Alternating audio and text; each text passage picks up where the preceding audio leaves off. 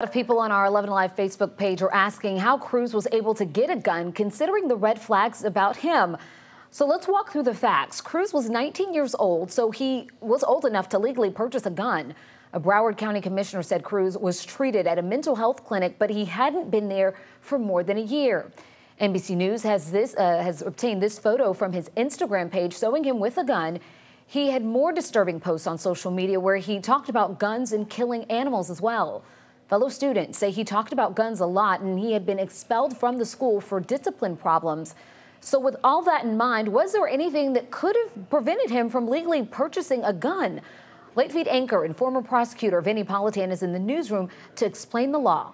All right, thanks so much. You know, that's always the big question. So let's take a look at federal law. It's U.S. Code Title 18, which speaks specifically about people with mental illness and guns. It says it's unlawful for any person to sell a gun or even ammunition to a person who has been, quote, adjudicated as a mental defective or been committed to a mental institution. However, if you're mentally ill, undergoing treatment, but never been hospitalized or in court for it, that's not going to show up on a background check. So under current law, the gun seller here did nothing wrong.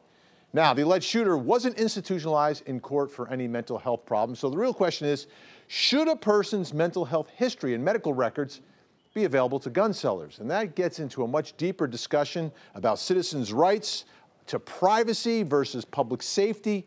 How much should the government know about the medical and health issues of private citizens who've done nothing wrong? Now, current law protects the public from having to disclose that information, so it would take a major change in our law to require that type of reporting.